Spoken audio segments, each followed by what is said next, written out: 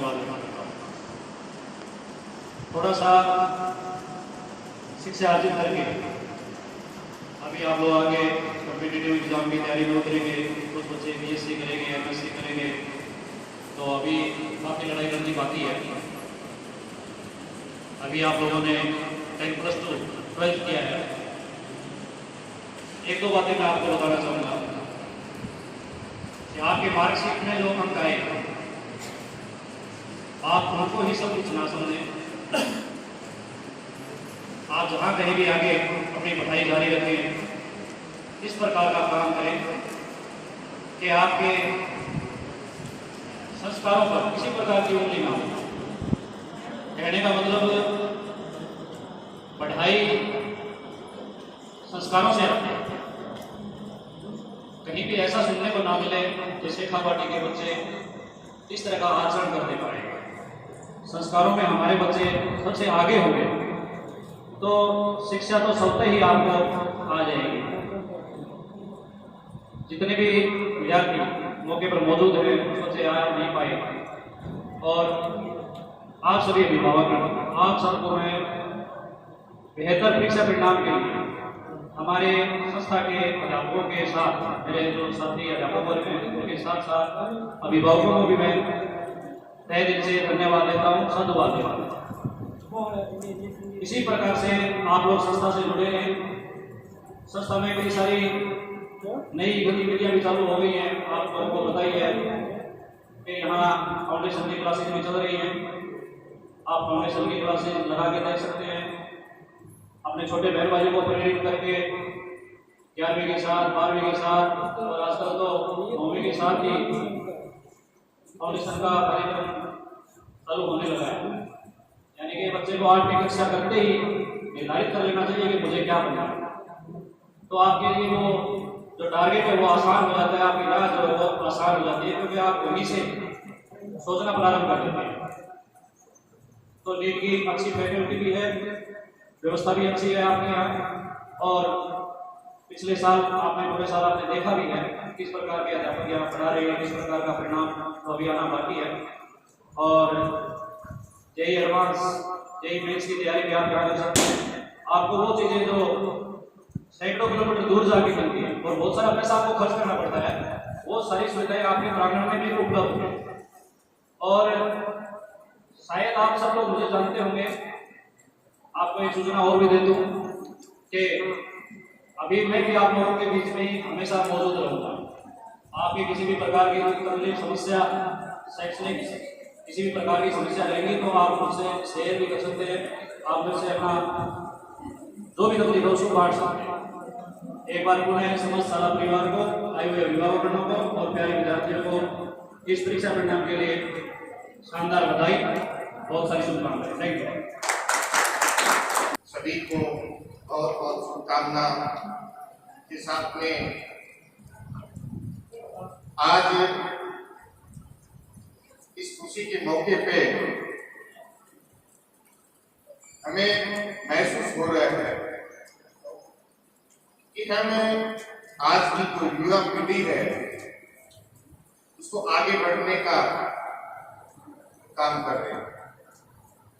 बहुत सारे जीवन में कठिनाई आती है, और आज जो हमारे बेटा और बेटियां इस प्रकार के रिजल्ट आके अपने समाज का, अपने माँ बाप का जो नाम रोशन करते हैं, उसकी एक लंबी तपस्या है। ये तपस्या संस्कारों के माध्यम से, अनुशासन के माध्यम से और एक संकल्प के माध्यम से ही हासिल की जा सकती है। जिस विद्यार्थी के पास एक संकल्प लेके काम करने की योजना के अनुसार नहीं करेगा, एक संस्कारों के साथ में नहीं करेगा, तो ये सफलता हासिल नहीं होगी। तमाम बैठे मेरे प्यारे छात्र छात्राएं,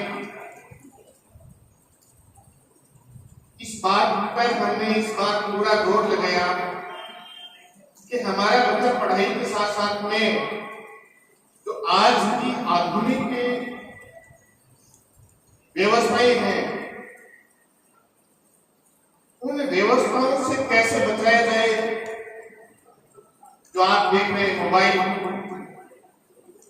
और पढ़ाई के साथ साथ में बच्चों में संस्कार कैसे लाए जाए, इन तमाम बातों पर हमने अध्ययन करके बार बार इन बच्चों की कार्यशाली के हमने ध्यान करके इनको इस बात से अवगत कराया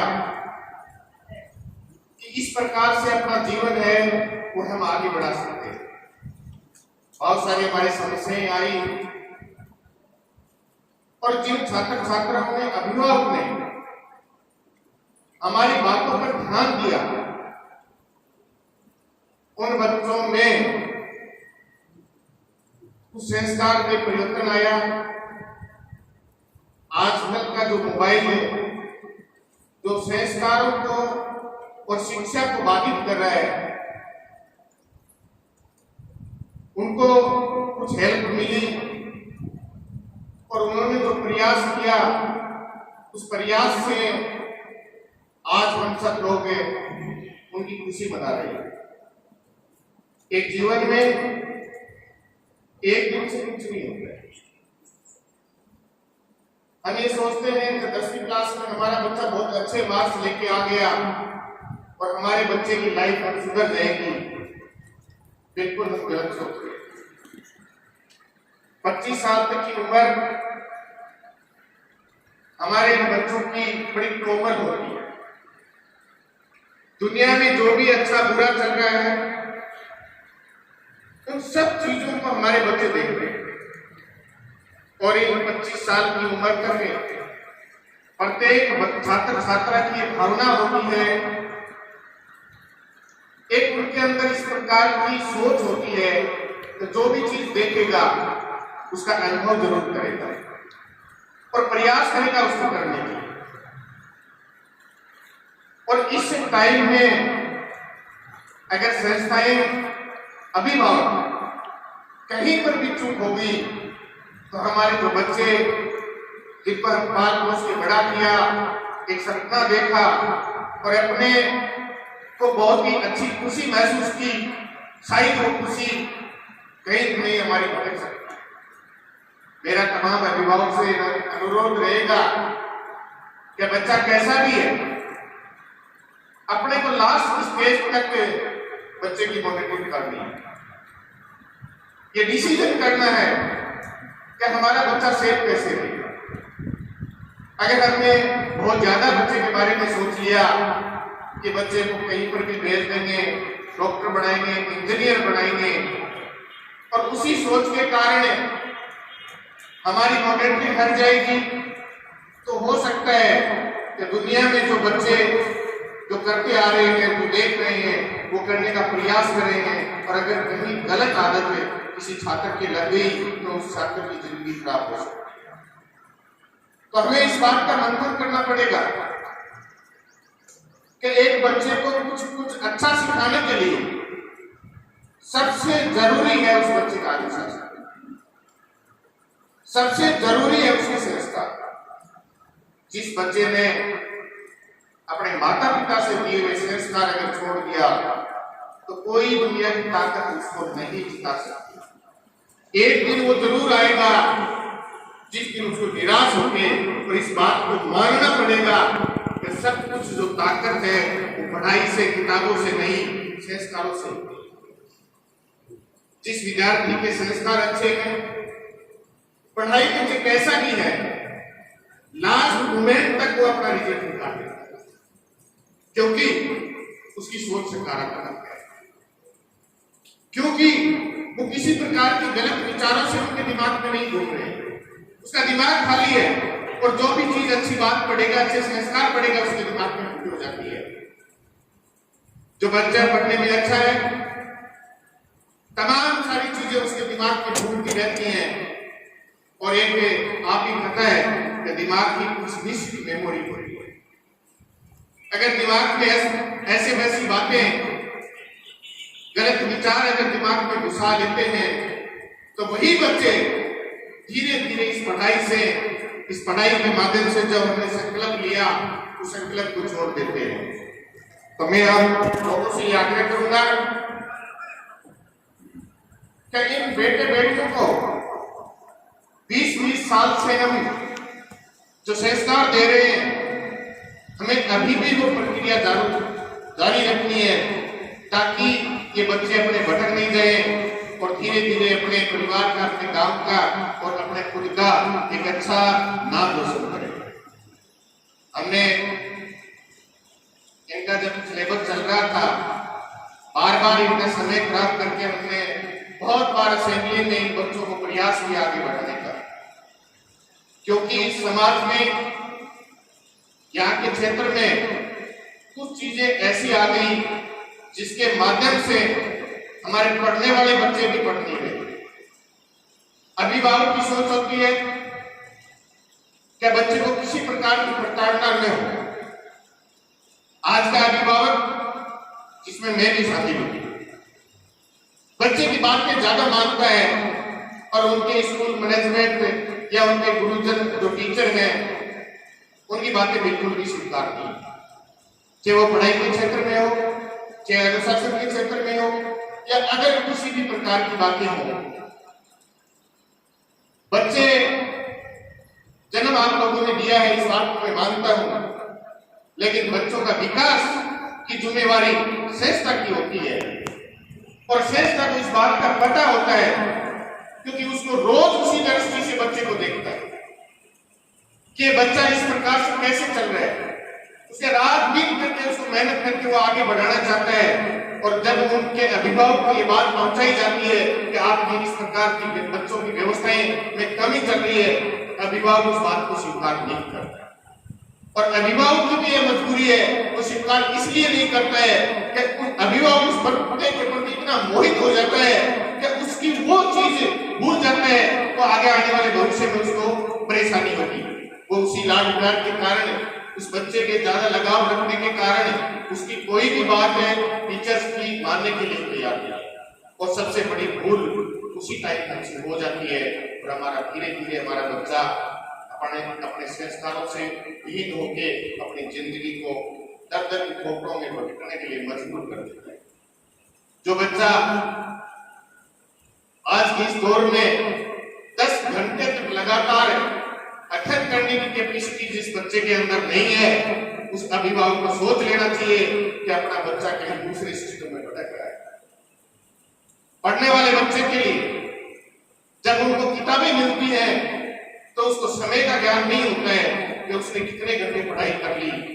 अगर इस प्रकार की व्यवस्था आप देख रहे हैं अपने बच्चे के प्रति, तो ये समझ लेना चाहिए कि हमारा बच्चा नियमित रूप से संस्कारित है और लक्ष्य के प्रति बढ़ रहा है। जब हमारा ही बच्चा बार बार मोबाइल के टच में, बार बार बातों का बहाना बनाने के टच में, किसी भी प्रकार से वो बार बार अपने सिलेबस से उठ रहा है या उसको ध्यान कम दे रहा है, तो हमें समझ जाना चाहिए कि हमारा बच्चा कहीं न कहीं भटका हुआ है।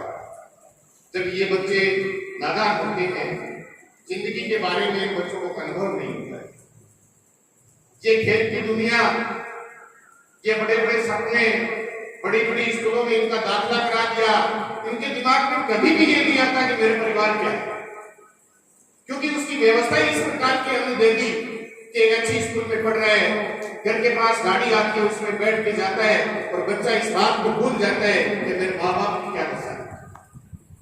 माँ बाप इतनी मेहनत करके, किसानी करके अपने बच्चे की फीस जमा कराता है, और उसके बाद में अगर बच्चे का रिजल्ट और बच्चे का अनुशासन, बच्चे के संस्कार में अगर कोई भी कमी रहती है, तो तमाम परिवार और संस्थाएं इस बात की जिम्मेवार, क्योंकि बच्चे को उस बात का पता नहीं है, बच्चे को वो अनुभव नहीं है कि जो पैसा आता है वो कितने मुश्किल से आता है। बच्चे को उस बात का अनुभव नहीं है कि अगर अपना कैरियर हम नहीं सुधारेंगे तो हमारी जिंदगी कितनी नरक में बदल जाएगी। बच्चे को इस बात का ज्ञान नहीं है। बच्चा सोचता है कि जो आज चल रहा है वैसे ही हमेशा चलता रहेगा, वैसे कभी भी ऐसा नहीं होता है। और जिस दिन जो नौजवान अपने पैरों पर खड़ा होकर कमाना शुरू करेगा, उस दिन उसको उस बात का पता चलेगा कि ये जिंदगी क्या होगी। तो मेरा अभिभावकों से अनुरोध रहेगा कि अपना बच्चा कैसे भी मार्क्स में आया हो, समय समय पर वो कहीं पर भी पढ़ रहा हो, कैसी भी आप सामर्थ्य है तो नहीं है, छुप के देख के कैसे भी उसके आचरण से लगा के हमें पता लगाना पड़ेगा कि हमारा बच्चा सही रास्ते पर चल रहा है नहीं चल रहा है। आजकल सोशल मीडिया के माध्यम से तमाम जो घटनाएं घटनी किसी भी प्रकार हमारे बच्चे इससे ज्यादा प्रभावित हो, तो हमें इस बात का विशेष तौर से ध्यान देना होगा। साथ में जो बच्चे 12वीं में अच्छे परसेंटेज बना के निकलते हैं, तो इस बात को मैं स्वीकार करता हूं कि उन्होंने मेहनत की। मेहनत के बगैर इतने परसेंटेज नहीं बने। एक विद्यार्थी जब 12वीं अच्छे परसेंटेज से जो निकलता है तो मैं उसकी पीड़ा को समझता हूं। कितना कष्ट उस बच्चे ने सहा होगा, उसके सब्जेक्ट टीचर का, उसके क्लास टीचर का, मैनेजमेंट का, अपने अभिभावक का, ये हम अच्छी तरह से जानते हैं। उसके बाद में भी अगर हम रास्ता भटक जाते हैं तो अपने सब कुछ किया हुआ कार्य को भी अगर हमें परिणाम नहीं मिलेगा तो बहुत बड़ा तो आज बच्चे कोटा सीखकर बाहर जा रहे हैं पढ़ने के लिए, और हर माँ बाप का एक सपना होता है कि मैं कैसे भी परेशान रहूं लेकिन मेरा बच्चा अच्छा हो। कभी अच्छे के चक्कर में बुरा भी हो गया। आज कंपटीशन का दौर है। कंपटीशन में हमें पता नहीं होता है कि आगे जाकर हमें क्या करना पड़ेगा, किस प्रकार की हमारी व्यवस्थाएं होंगी, किस प्रकार का हमारे अध्ययन कार्य होगा। लेकिन वो छोटी सी बात जो मैंने अनुभव की है वो मैं आपको बताना चाहता हूं कि दुनिया में किसी भी जगह व्यक्ति पढ़े 19-20 का फर्क रहता है, ये तो सब कहने की बात है। एक दिन था जब यहाँ हमने कुछ बच्चों के साथ में साइंस शुरू किया, तब अभिभावक को ये लगा था कि इन बच्चों को रोक के इनका भविष्य खिलवाड़ हो रहा है। लेकिन आज तमाम ग्रामीण क्षेत्र में जो संस्थाएं, मैं हमारी संस्था की बात नहीं करता, तमाम ग्रामीण क्षेत्र की जो संस्थाएं हैं, और बड़ी से बड़ी संस्था अगर आप सीकर की ले लो, कोटा की ले लो, उसे कम कोई भी संस्था नहीं। अगर इतनी बड़ी संस्थाएं हैं और हमें इस बात का कोई विचार है कि ये बच्चे कुछ भी कर देंगे, तो वो अनुभव करके देख लेना जो ग्रामीण क्षेत्र में जो मेहनत हो रही है, जो ठाणी गांव से बच्चों को लेके और प्रत्येक उनके विचारों पर ध्यान दिया जा रहा है, उसकी योग्यता पर ध्यान दिया जा रहा है, उतना बड़ी सुविधा में नहीं। हमारे बच्चे अपने आप को अच्छी फीलिंग, माँ बाप में अच्छी फीलिंग चाहता है कि मेरा बच्चा कोटा पढ़ रहे है, लेकिन वहां पर भी बच्चा गलत रास्ते पर चल सकता है, क्योंकि जितनी बड़ी जगह जाएंगे उतने ही आपको ऐसे प्लेटफॉर्म मिलेंगे जिससे बहुत ज्यादा ही चांस से बच्चे को खराब होने की है। जिस बच्चे ने 95-90 से अब जो पास बनाए हैं, उन्होंने बहुत अच्छा प्रयास किया। हमें बिल्कुल भी संदेह नहीं है ऐसे बच्चों पे कि अगर उनके दिमाग में कोई गलत बात है, क्योंकि अगर गलत बात होती तो इतने अच्छे मार्क्स नहीं होते। लेकिन फिर भी बच्चा बच्चा ही होता है, नई दुनिया में जाता है, और नई दुनिया में जाते उसको सब कुछ नया दिखता है, और वो चीजें करने का वो प्रयास करेगा, और प्रयास करते करते हो सकता है कि बच्चा उस दुनिया में चला जाए। आज हम छोटे का रोज अखबार में नाम पढ़ते हैं, हर बच्चा सफल नहीं होता, ये अपनी गलत धारणा है। हर बच्चा सफल बच्चा जरूरी नहीं है कि वो हमेशा सफल है। तो इन छोटी छोटी चीजों पे अभिभावक को बड़ा मंथन करना पड़ेगा कि अपना बच्चा सीखता। हमने इसी गर्मी की छुट्टियों में एक विजिट की थी। हमें चिंता इस बात की है कि हमारा बच्चा डॉक्टर बनेगा, हमें चिंता इस बात की है कि हमारा बच्चा एक IAS बनेगा, लेकिन कुछ अभिभावकों, कुछ एरिया को, कुछ स्टेट को इसी बात की भी चिंता लगी हुई है कि हमारे बच्चे को कुछ नहीं बनाना है, सिर्फ गलत जो आदतें हैं उससे हमारा बच्चा बच जाए। बड़े दुर्भाग्य की बात है कि अगर ऐसा अपने क्षेत्र में होने लग गया तो अपने साथ कितना बुरा होगा। तो मेरा आग्रह आप लोगों से होगा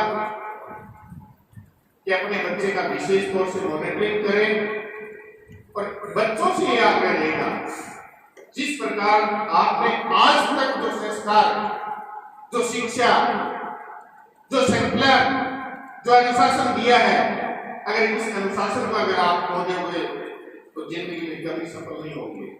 और एक बार जिंदगी में निराशा आ गई तो ऐसा कोई छात्र नहीं कि दोबारा आशा बन के और वो दोबारा रिजल्ट ले सके। एक बार आशा, उम्मीद और जिज्ञासा जब टूट जाती है तो उसके दिमाग में सारा वातावरण नेगेटिव हो जाता है और नेगेटिव वातावरण में कभी भी हमें सफलता नहीं मिलती।